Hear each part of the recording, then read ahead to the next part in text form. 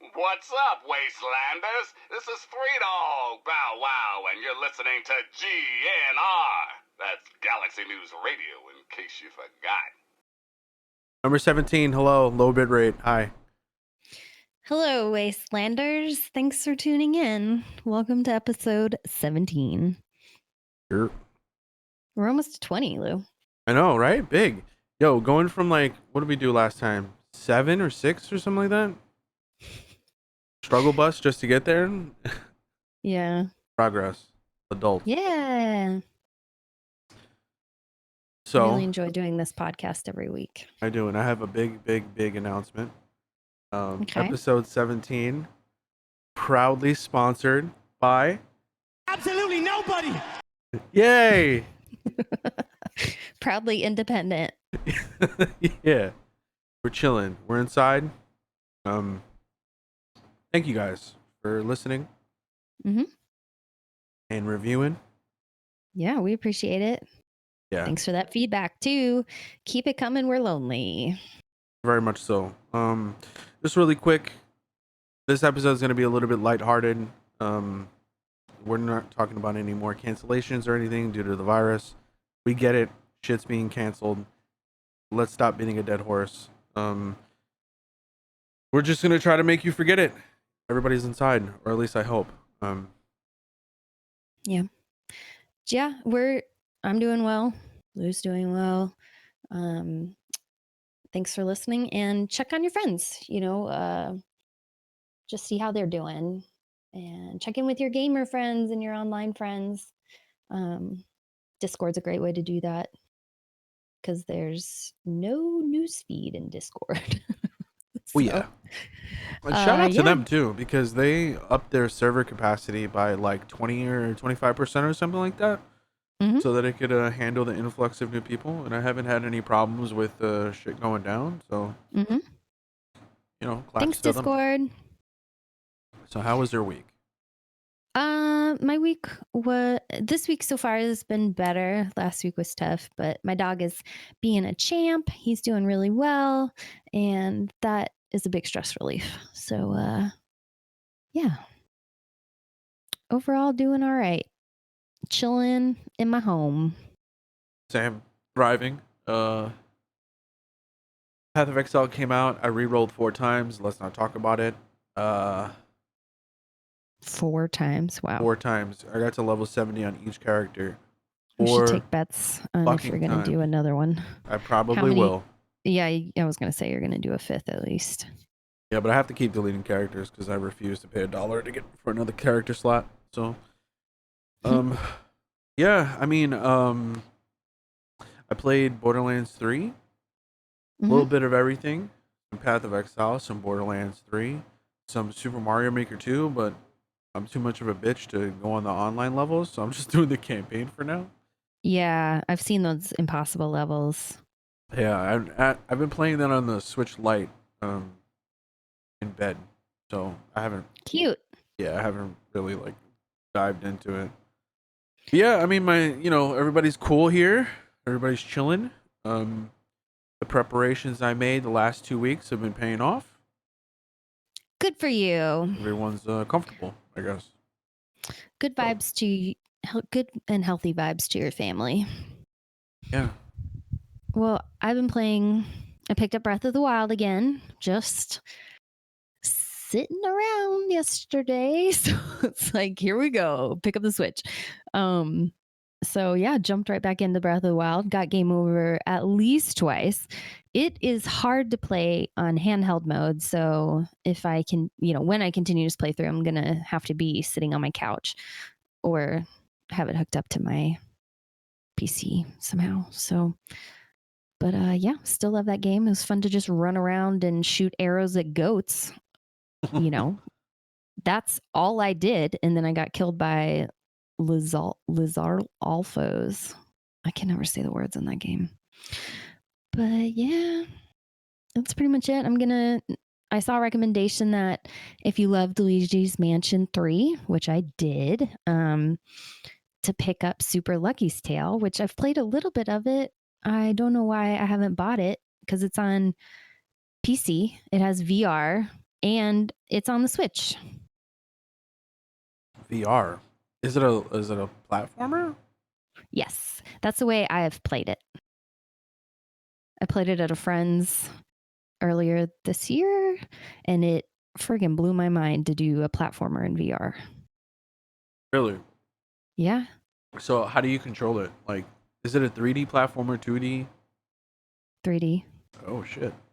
So yeah, Is it it's like like first 360 person? No, not that I remember. But you have this like a little bit of a top-down view, but it reminds me a bit of the view from Mario on the N64. Okay. But not as wonky. It's very smooth and the graphics are slick and pretty. So If you hadn't told me that, I would have thought it was like Mirror's Edge, like vomit inducing. I do get motion sick in the VR, so it may be maybe vomit inducing, but I enjoyed it. Not the vomit part. So, want to get into the next part? Yeah, so Wait, one hold more on. thing. Oh, go ahead. Oh wait, are we going to the news, or are you talking about something about you? Oh, I was going to mention a recommendation to do using Discord too is to play some TTRPGs. Like you can do it virtually. I use Discord and Roll20, which is a website that allows DMs to build maps, facilitate all sorts of communication. Your character stats are, like entered in by the DM, and then you can view them. You can view like your character story as created by the DM.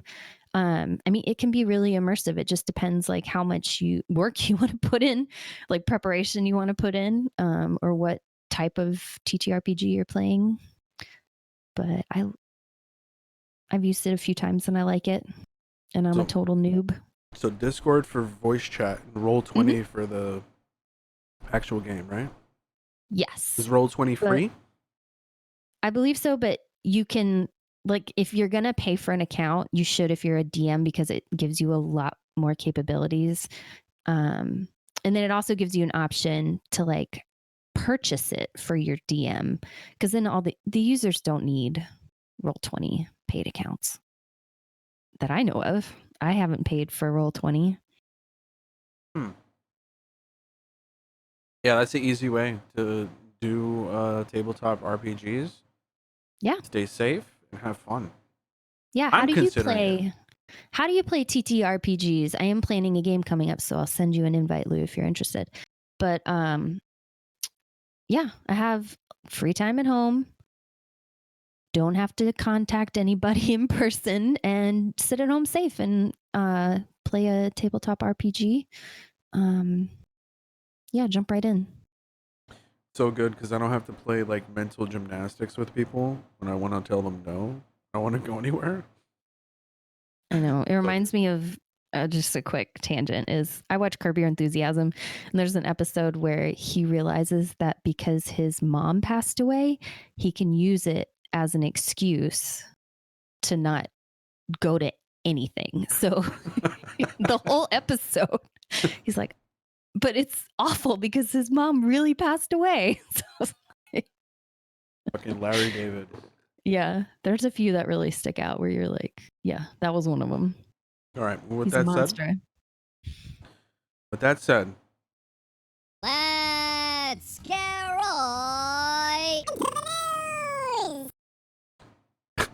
Animal Crossing reviews came out. Wait, was that Keem? Yeah. No. Yeah. Oh wow. Okay. Um. Cursed meme. I personally pitched that. I'm proud of that. Yeah, that was some nightmare shit. Animal Crossing reviews came out this week earlier. Currently it is what month is that? March 18th, 2020. So we're filming on Wednesday, right? Today's Wednesday? Today is Wednesday. Correct. So they came out earlier, about 2 days ago. Solid reviews. Mm-hmm. I wonder how much of it is like, oh my god, we're getting a new Animal Crossing game, and not like objectively looking at it. You know what I mean? Yeah, the fans will have to get their hands on it, I guess. Yeah, it's like to me, it's like the Destiny 2 effect, where if you read the reviews and then you play the game, it's something completely different. But I mean, the game hasn't come out yet, so I don't know. I'll be picking it up. Quick thing I forgot: I lost my AirPods, and apparently miraculously found them in a hoodie that I had stashed somewhere. So $250 saved. So Huzzah! yeah, eat. Good Are you news. picking it up? Physical or digital? I like to get physical games, and yes, my plan is to get it. The reviews I've seen is like it's a wonderful little retreat of a game. So I was like, yeah, let's try that. Cool. Try to get it. I don't know if it'll be. I don't know if it'll be physical. I don't want to go to Target on a Friday. Maybe. Who knows? Yeah, I mean, I would order it from. I would usually order my games from Amazon. Yeah. Speaking of Amazon, dude, I finally got the Animal Crossing Switch in. Mm-hmm. Way later than I was supposed to get it. It took forever. Yeah. Came in yesterday. Yeah. So shipping is like backed up on Amazon. So I don't know. I don't know how valid of a strategy. I mean, unless you want to play it like the day of. Yeah. They promise, like, I think within 2 days of release. So we'll see. Yeah. So you sent something Yeah. weird. So I originally thought, this is my original thought on this. I thought it was a like a replacement for like a developers conference, right? For So- GDC. Yeah. Yeah. I came across this really strange tweet that said, like, again, I thought it was real. I just didn't know what I was looking at, but it was like, click this really weird link. It's like clubzone.com. And I was like, kind of sounds like a porn site, but clicking it anyway. And it was like, everyone who reads this tweet gets premium free, like passes or badges or something. So I was like, all right, let me see what this is. And it's called CDC, Crow's Developers Conference, instead of the GDC. And I couldn't get access, but I saw all the pricing tiers that looked just like a GDC like badge tier pricing graph. So I was like, what the hell is this? So you were actually able to play it. Yeah. I played it in an off time. I saw the same thing that you did. Mm-hmm. And it's basically a caricature of game developers conferences. You have really raunchy, nasty looking avatars that you roll around in. And it's basically like a WASD browser game. And you have access to a developers conference, but it's super jank. And you can speak to people, you can see people, but you can only speak to them in industry buzz terms. So it's like, where's the booth? How are you doing? What do you do? And it was fucking hilarious. Okay, so this is Club Penguin. Did you ever play Club Penguin? Back in the day, yeah. Yeah. I was like, please say yes. Who of our generation has not played Club Penguin? But that was the same idea. It was a game made for children though, but you could just only communicate through generated responses, and you would just stand there and just talk to each other and like, Yeah. So this reminds me of that, but as a satire of their developers conference. Yes.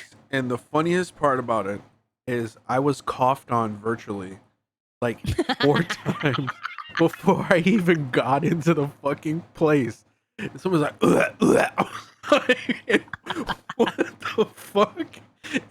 It's like 2 in the morning and being coughed on. And then there's some guy right in front of me. And he's like, so I guess he's looking all the way up, but his avatar does like a fucking 90-degree bend. And then I could jump on top of him and look at him straight. It's like we were like, vertically 69ing using the I was fucking gonna say, it praise. sounds like Karma Sutra shit. Yo, it was fucking hilarious. It's a caricature of like GDC, but I had a good time. I only played it for like maybe 30 minutes to an hour, but it was funny. That's really funny. Everyone, go play. It's called CDC Crows Developers Conference. It's a parody game. Check it out. Check it out.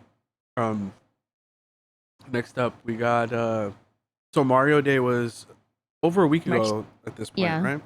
March 10th. But big news, fucking Legos and Nintendo are doing a thing. Yeah, and it's real Legos. Like, you know, other brands will have like kind of off-brand Lego, like not the real Lego. And so in my opinion, it's not as good. Like Legos are just perfect and precise and they always fit. So I'm really glad that this partnership happened because they look fucking awesome.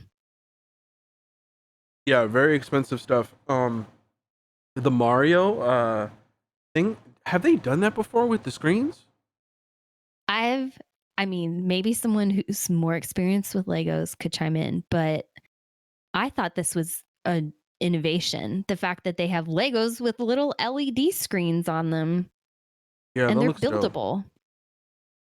Yeah, I mean it's like smaller in scale, but it kind of like emulates a game. And I remember seeing on the back of the Mario, there was a Bluetooth logo, so maybe there's like some type of like AR shit or something like that they have planned. But this is cool, not for me, but I will say, Zelda Legos, sign me up if you're doing that. Mm-hmm. Yeah, who knows what that would look like? $300 Hyrule Castle, pre-ordered.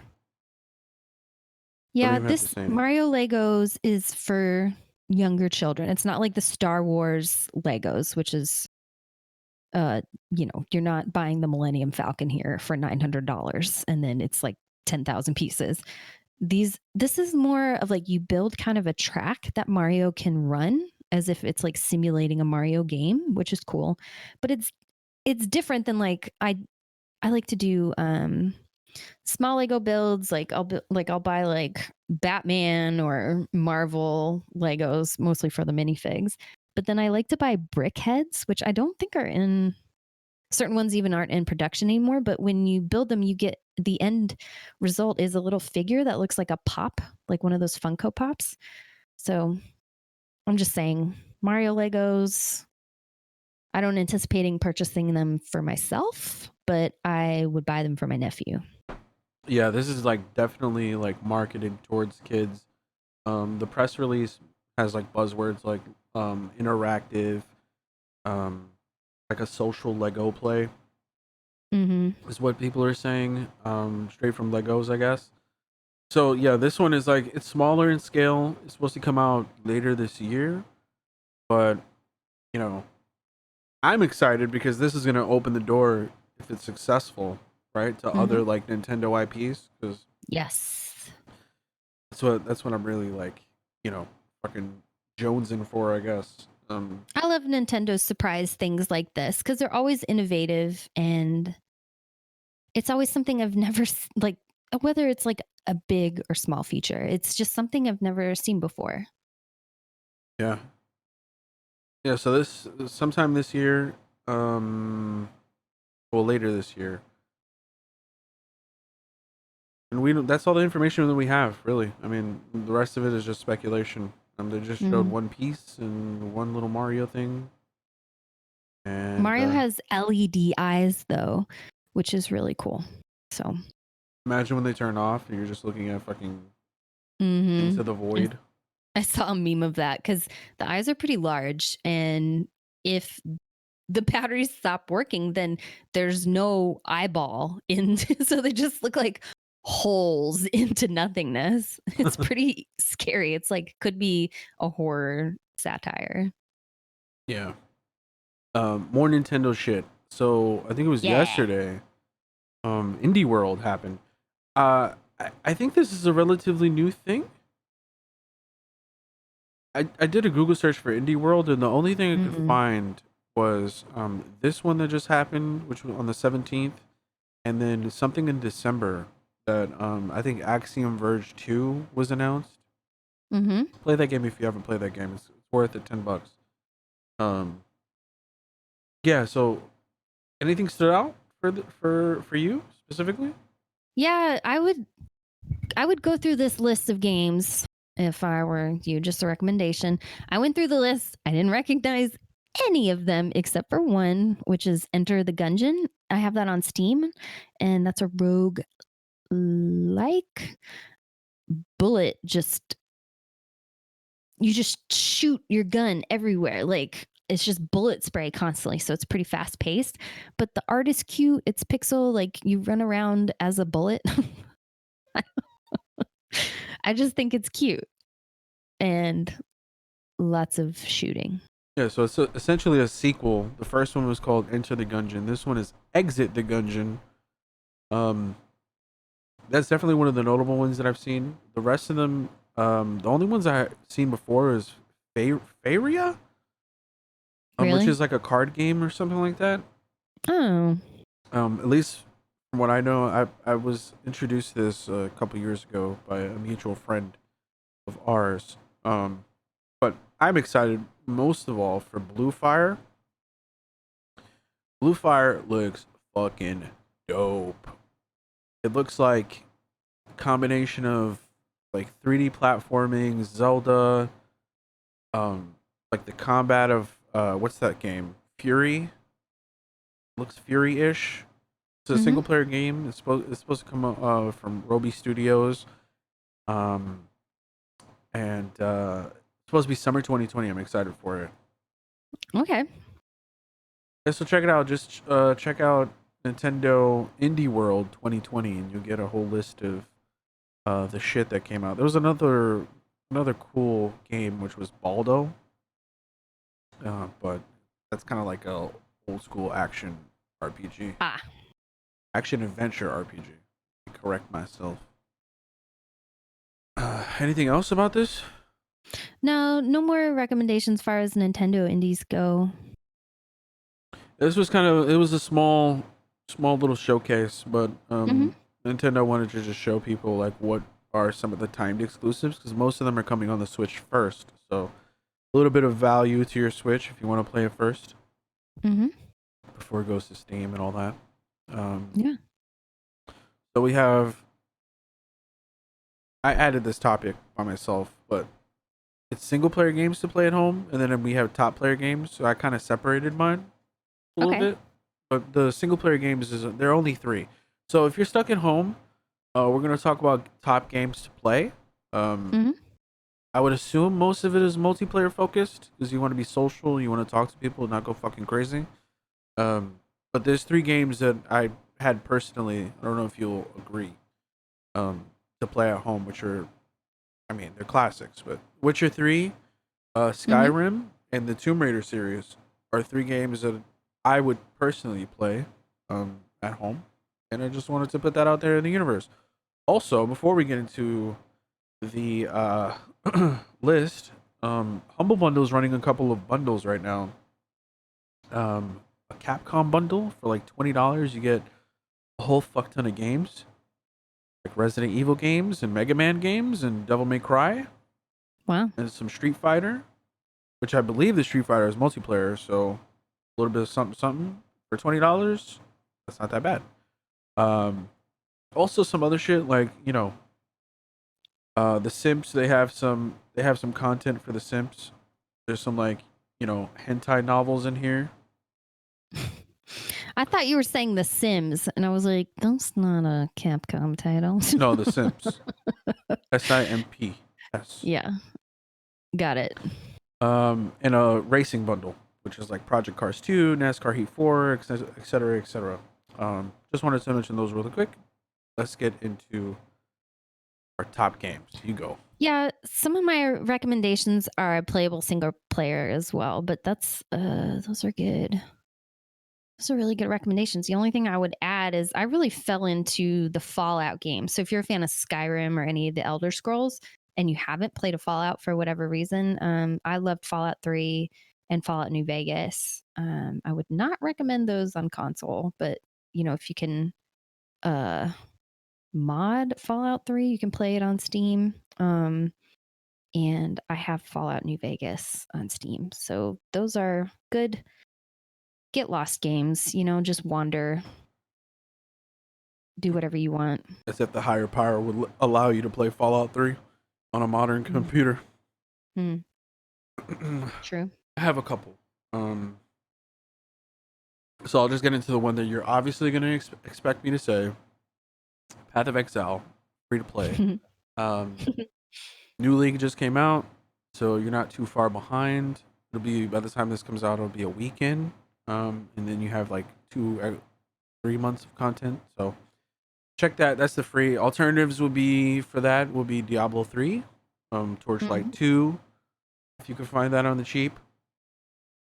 And then I don't want to give any attention to this at all, but all of the BRs that are free to play, you could play as well. Yuck. What else do you have? I thought you would recommend Stardew. Stardew is a good one. Because you can play with a friend. That's not cross-platform, right? Not that I know of. That'd be dope if it was. Yeah, it would. Someday. So this list I saw online recommended an MMO, and they recommended Final Fantasy 14, which I have played. But instead of that, or they even recommended WoW Classic. And I was like, yeah, you could buy subscriptions and pay money for either of those. But Black Desert Online is really reminded me of Final Fantasy, just the mission and questing system and the leveling. And you can even, in my opinion, hope this isn't too controversial, create really interesting avatars. The character creation is still incredible. I'm like, what other games can match this still to this day? So I enjoyed BDO, aka Black Desert Online, and it's often free to play. Or really, really fucking cheap. Yeah. Try that would be my recommendation if you're looking for an MMO. Don't go for Final Fantasy or WoW. That's going to be lots of money. Yeah, that's a money investment. Yeah, I do have a couple of free to play stuff here. But I wanted to mention about BDO. The character creator is phenomenal. It's really cool. You can make waifus upon waifus. If anything, just pick it up for the character creation. That's like a game in and of itself. I mean, most gamers I know love doing that. It's a great way to get distracted for a while. So yeah, make some characters. One last mention about waifus. One final mention about waifus. Doja Cat, I love you. Come on the show. Was that the mention? I thought you were going to say something else. No, Doja Cat's waifu, and I will fight for her to be on the show, even though she probably won't. But that would open the door for me to, talk to her on Twitter. Yeah, manifest that shit. So I have 2 more recommendations for free-to-play games. One is Warhammer. You can play that on the Switch, too. I've played it on PC. And then I know we are critical of Destiny 2 often, but it's free to play on Steam. I put some hours into it, decided to move on, for various reasons. But if you haven't played Destiny 2, it's free.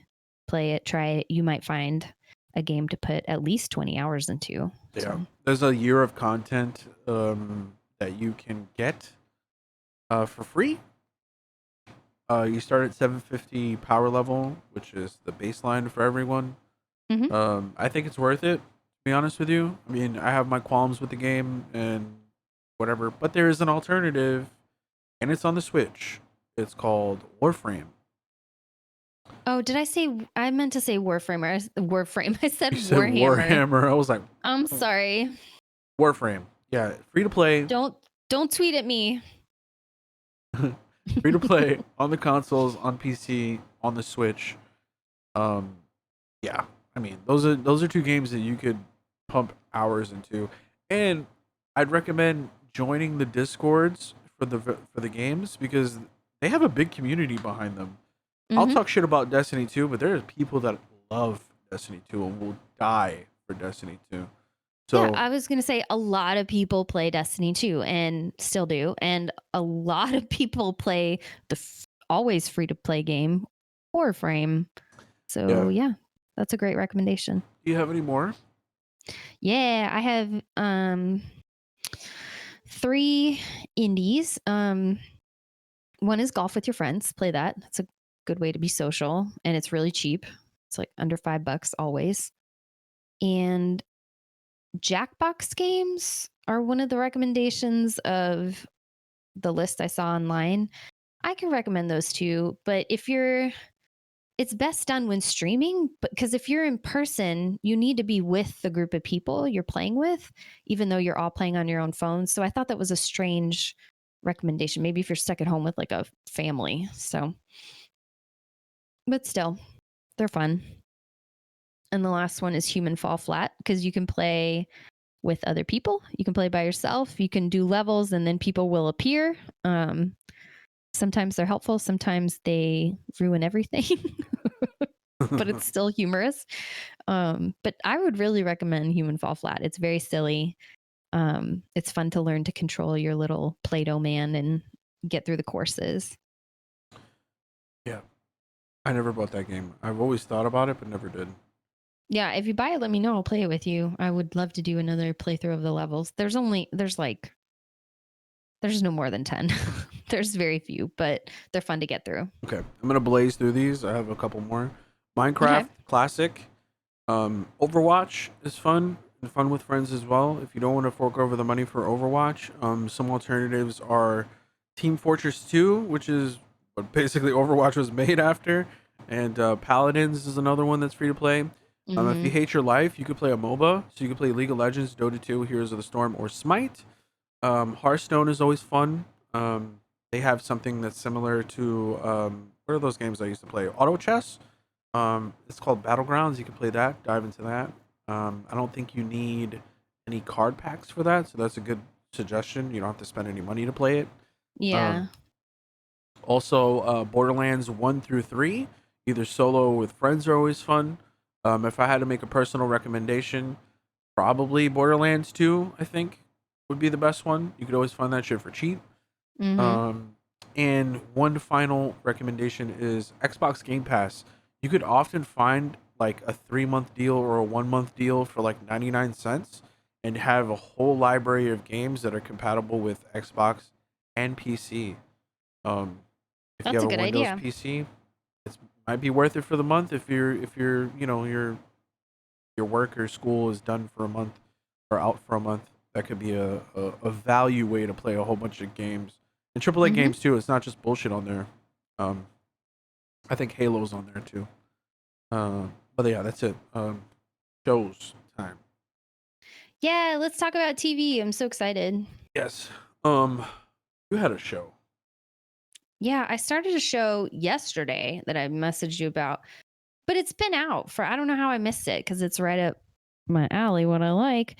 It's called October Faction, and it's a lot like Supernatural, which I watched like 10 seasons of and enjoyed a lot. Except instead of 2 brothers that are, supernatural hunters and protectors of, innocent people, it's right now a husband and a wife, and then the 2 kids don't know about their parents' other life they lead. So it's cool. I like the fantasy and supernatural elements. I like the monsters. It's based on a comic. I did not know that. Really? So yeah, check it out. That's on Netflix, right? That's on Netflix, and I am 3 or 4 episodes in so far. But How many seasons? 1? I don't know. I forgot to look. It's probably just 1. Okay. It's probably just 1 if it just came out recently, right? Yeah, it's like, yeah, I think it came out earlier this year. All right, I'll check that one out. We'll probably talk about that Okay. next week. I had a show recommendation. I mean, this is a little edgy. Dave on Hulu, which is a Little Dicky show. If you like Mhm. dick jokes, watch it. I know a lot of people don't like dick jokes, or I guess child humor, I guess you would call it. I thought it was fucking hilarious. But then again, I'm a man child, so From man-child recommendations this week is Yeah. Dave, a show by Little Dicky, who is a rapper. yeah, he's a satirical rapper though. He's not an actual rapper. Maybe that Yeah, might be he's like Macklemore. yikes. Is that bad to say? Yes, because Macklemore stole best hip hop album from Kendrick Lamar. Oh. Under no fucking circumstance is Yeah. Macklemore's album better than Good Kid, Mad City. I'm so sorry. Was it Good Kid, Mad City? I don't know. I'm triggered. Let's talk about devs. All right. Okay. The show that we mentioned, or I mentioned last week, and I was like, Lou, please watch it. It's called Devs. It's on Hulu, DEVS. We're going to spoil it now. There's 3 episodes out. Last week we didn't talk about anything at all because Lou hadn't seen it. So if you haven't seen Devs, or you're going to watch Devs on Hulu, have a great week. We'll see you next week. Yes. Love you. Here come spoilers. He says, Okay. What a fucking weird show. yeah, a lot like Mr. Robot, right? I wouldn't call it Mr. Robot. It's very, I guess, like the ethos is very Mr. Robot. Like, I don't know. I don't know. Mr. Robot has this different thing about it. Like, Mr. Robot is obviously about, what's his name? I forget his name. The main character. Rami Malek's character. Yeah. This is a little weird. I think the show is about not someone, but something. It is, yeah. Which changes It's the about- dynamic for me. Well, they're making it seem like it's all about devs, which is the secret department at this technology company that no one knows what goes on in there. And if you work there, you're not allowed to talk about it with anybody. So yeah, it seems like there's this crazy, impossible algorithm that they're working on using this supercomputer. Wait, let's you roll think- it back. Okay. So the show starts off your typical Silicon Valley, right? Mm-hmm. Progressive, California couple. You got a Russian. You have a American Chinese girl. They're in love, right? They both work at the same company. Yeah, which is Amaya, which is kind of a play on Maya, which is a video game development tool. Cool. You don't really know much about what's going on, but you know that they're really nerdy, right? You get that vibe? Oh, sure. They're smart. So the main character, is Sergey, the Russian guy. Yes. What does he do again? I don't remember what he does. I thought he was in security and then he moved to devs because Lily, the girlfriend, is in encryption. He was an AI, artificial intelligence. Oh, right. Okay. Yeah, so he replicates something. I guess he impresses Nick Offerman's character. He creates an algorithm that is able to predict the actions of an organic, An organism. An organism. Thank you. It's a nematode. So it's just this tiny little worm, probably couldn't even see it with your eye without magnification. But he created this algorithm that could see where it was going to move or what it was going to do, which, what the fuck? How? It was like reading something's mind. And then we get introduced to Nick Offerman's character. Yeah. Which he's basically the Steve Jobs of this whole universe. Yeah, he's like Steve Jobs, Ron Swanson. It's very funny and also very chilling to watch.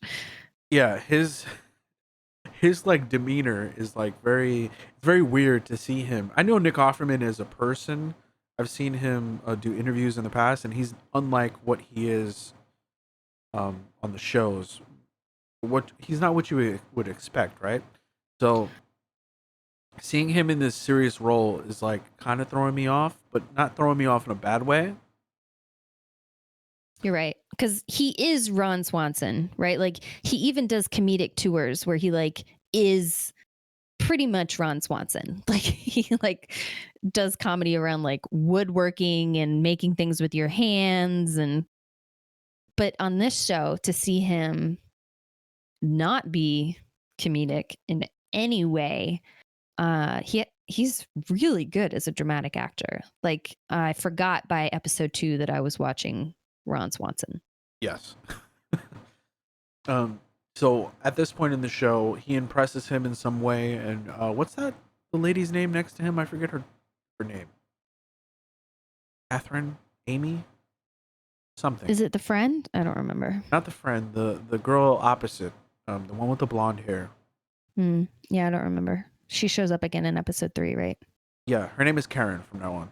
Karen and Ron Swanson talk, and I guess they're impressed, and they invite Sergey to Devs. And I think the opening sequence for that was pretty weird. Yeah, every opening sequence for every episode has been strange. Yeah, it's like some top. So Devs, what is Devs? Explain Devs to someone who might not understand it 100%. So when Sergey, we are seeing this through the eyes of Sergey at the beginning. He enters Devs, and they describe how the building is protected like it's, Fort Knox. Like there's these 10 feet of concrete walls and then an electromagnetic field inside and some sort of like vacuum space somehow, because they have this horizontal elevator that they go from the entrance of the building into the actual like workspace. It's not really anything. It's just this empty space with monitors, and they ride this suspending like cart across this chasm. It's almost something from like Indiana Jones or something. Yeah, it's very high tech, and there's computer monitors in there, and there's a fucking quantum computer in there. Mm-hmm. Yeah. So at this point, we see he basically tells him, yeah, you come whenever you want, work whenever you want, do whatever you want. And then looking back at what he says to him is like very profound. Mm-hmm. When you find out later what happens, it's very like you have no idea. But it seems like the normal like, hey, welcome to the new job. We're just getting you situated. He's like, the only thing he tells him, he says there's no rules, but then there's a rule right after that says clean up after yourself because there's no cleaning crew. Right. So nobody's Which allowed I thought, in. Yeah, I was like, must be because it's secure. But I was like, no cleaning crew. Like, what do they have the employees do? Like Swiffering and Lysoling their stations? Like, yeah, that was strange. Very strange. And then, Sergey's doing his thing. He's looking at his monitor, and then he gets visibly upset. Goes to the bathroom and vomits. Yeah, like mom's spaghetti vomits. Yes, and he's weak. And then he does something weird with his watch. Fast forward a little bit. Sergey's a fucking Russian operative. Turns out he was stealing code. Trying to steal code. I mean, he stole it badly. Yes. It was would end almost up as on if cops. he was, like he was supposed to be caught. That's how bad of an attempt he made. And how the fuck do you try to steal something the first day you get there? Huh? Yeah, and also have like a panic attack in front of all your coworkers. Like he hasn't seen like Don't Be a Menace, like the second Saturday of like your third month, you know what I mean? Come on. Yeah. Anyway, Sergey gets killed. Yeah, like, and really quickly after he steals the code, like immediately busted red-handed. They were somehow waiting for him to do it. which is weird. Okay, so Sergey gets killed, and they fake his death. That he burns himself alive. He self-immolates in front of one of these giant statues they have on the campus. They also have a lot of video footage of him walking around the campus and like leaving to go to the freeway and then coming back on campus, which did not happen because we saw Sergey walk out of devs and get killed right in that field, like in the forest. So he did not make it back to the main campus and walk all around. So you already know something's weird. I mean, very weird and wrong. And remember, this is an AI company. So, right. So I was like, oh, this is a deep fake, or this is like a robot that they CGI'd his face onto. Like, you know, I've seen videos online where they can fake someone's, their like face and their whole, like the way that they talk and everything. So I was like, this is just a deep fake. Yeah. The girlfriend, Lily, takes it hard, obviously. Yeah, she is convinced that he's dead and that he really died by setting himself on fire, which we know is not true. And then, so basically we're wondering what the fuck is going on? Why was he waiting there? How does he know? His cryptic messages, Ron Swanson style. How do you know? So Russian operatives are involved in trying to contact a girlfriend. And also just why? Right. We get that answer. Well, no, why not? Why have him set himself on fire? Like, it just doesn't make sense to me. Like, what is that message? Maybe it'll make sense later. My thought was him setting himself on fire would mask the fact that he was asphyxiated. That he was, essentially strangled. It would mask his true cause of death. Yeah. Yeah. If he was burned. Okay. Yeah, so that was my thing. So we got the big reveal, I think in episode 2 or 3. Yeah, there's like reveal after reveal though. They just keep peeling away these layers because you're like, what the fuck is going on? So they're working on a prediction algorithm. That's why Sergey was added to the devs team, because he basically fell onto the idea of what they were working on. They can look back in time with a foggy screen with their quantum computer, and they basically showed I think it was Jesus on the cross. Very weird. If I can make a recommendation, don't watch this show with animals around, because my dog was going fucking nuts with those sounds. Yeah, the sound is tough. It's supposed to be jarring. Yeah, it's very weird. It's supposed to throw you off. It's very weird. So that basically they can look back. So it begs the question: how did they know that Sergey was who he was? Someone is looking ahead. True. Something they're not supposed to do. Yeah, they saw things. The first image they saw was Jesus on the cross, which I found a little bit strange. And then it moved on to Lincoln delivering the Gettysburg Address. They were watching Marilyn Monroe, fuck Arthur Miller. Is that who it was?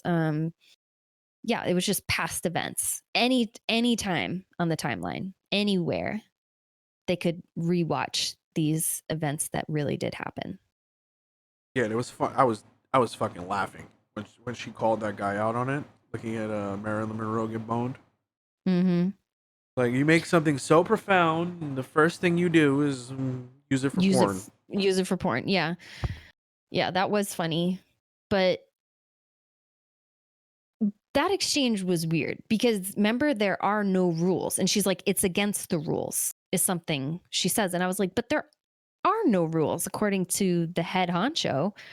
And then he has this kind of meta philosophical doublespeak he does about how, well, everyone has sex and we're all here from sex. So I'm not invading their privacy, or they're dead anyway. Like, he just had all these reasons why he had no moral objections to watching people have sex in the past without, I guess, their consent. And she had a big problem with it. So I was like, Yeah, and then they made a comment of she's the one to talk about breaking rules, shit like that. So we don't know what she did. I was like, what rules? She looks fucking insane. So I could have just imagined what she has the dead eye glaze like Ron Swanson does. Oh yeah. Yeah, it's like there's no rules, and then there's a bunch of rules, and she's like, you're violating privacy. That's not what we do here. And I was like, that's literally all you're doing is trying to be able to control people by predicting what they do. Yeah. Yeah, lots of questions, but mainly so. Kenton is the security guy. He's like, I would assume, one of the antagonists. Mm-hmm. I guess you could pin him as that. He kills the Russian, I guess, handler or operative that Lily was in contact with. That was supposed to be the one handling Sergei. So. Yeah. So Lily basically, crazy ex-girlfriend's his phone, gets into it and meets with this guy. In a really smart way. I was like, that's a good idea. Is she spoofs his phone by logging into his cloud. So on her own phone, she factory deletes hers, she wipes hers, and then logs in as him. Yeah, I thought that was cool. Just giving crazy women ideas. Yeah, so homeboy gets his neck fucking snapped. I was surprised that he got his neck snapped against a tire of all things. Yeah, I thought he was going to win that fight for sure against the security guy. That was bait. I thought the security guy was going to die, and then somebody else was going to come in that was like 2 times as worse. But how worse can you get than murder? You know what I mean? Yeah, so lots of questions. He basically said, put a note or change your, what did he say? Change something on your chair, move your chair if you want to speak to me. The one you use for laundry. Like, the Russian operative told Lily, if we won't contact you, but we'll know to contact you if you move the chair that's in your window away from the window, which was really creepy because it means they've been watching her. Yeah. And then she says, fuck you. Yeah, instead of moving the chair, she just holds up a sign to the window that says fuck you. So she wasn't going to work with the Russians. But then she goes and steals the footage from The Office. The great debate of 2019 or 2020. She steals the stuff in an elaborate plan involving someone else. Like, it was really well done. Did you see it coming? Like, at what point did you see through the facade of her, like, her gaining access to the office? Here's the thing about this, right? I think it was so well acted and so well written and shot to the point where I thought she was going to jump, and I didn't think anything of a ploy. Wow.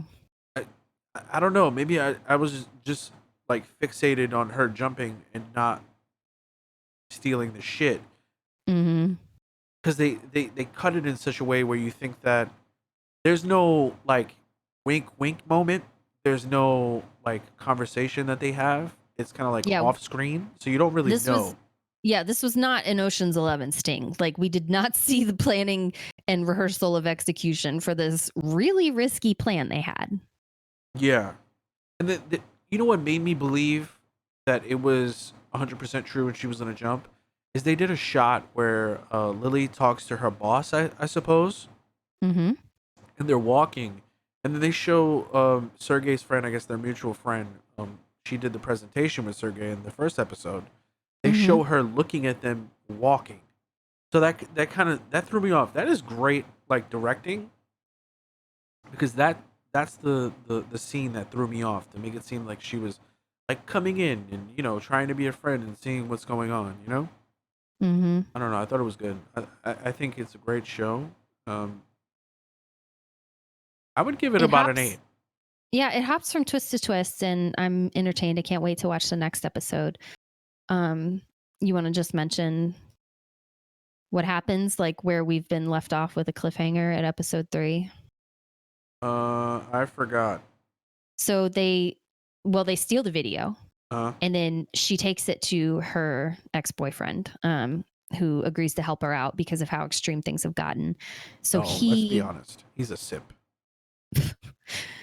When he first refused to help her, I was like, that's right. You stand up for yourself. She treated you wrong. But anyway, he agrees to help her. And then he puts the file on his computer and is able to slow it down frame by frame. The video that Lily was shown of Sergei dying by fire, which is not how he died. And it chilled me a little bit because I didn't see it. Like, they played it over and over again. And then he was like, did you see that? And the flames are obviously generated like some sort of Skyrim hearth because they are symmetrical in 2 different places. And it's like the same shapes over and over again as the fire burns. So it was not a real fire. Nope, not at all. Another reveal that we got is we know why Ron Swanson is building this predictive time machine. Amaya is his company name, and that's the name of his daughter that died. So he's using it to look back at memories. That's fucking weird. Yeah, it reminds me of the governor in The Walking Dead where he kept his daughter chained up but like cut off her jaw or something. Yeah. Penny. Yeah, that was when I stopped watching the show. I was like, I'm done. Oh, it gets worse. The governor in the comic book is infinitely worse. Yeah, I've heard that. Yeah. Than he was in the show. Yeah. Yeah. So I think that's pretty much it for devs, like episodes 1 to 3.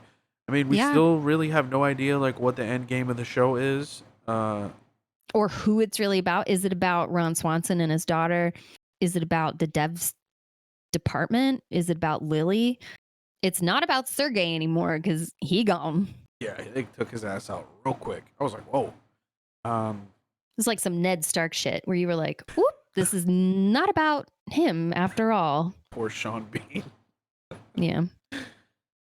Yeah, so Devs comes out every Thursday on FX and I believe Hulu.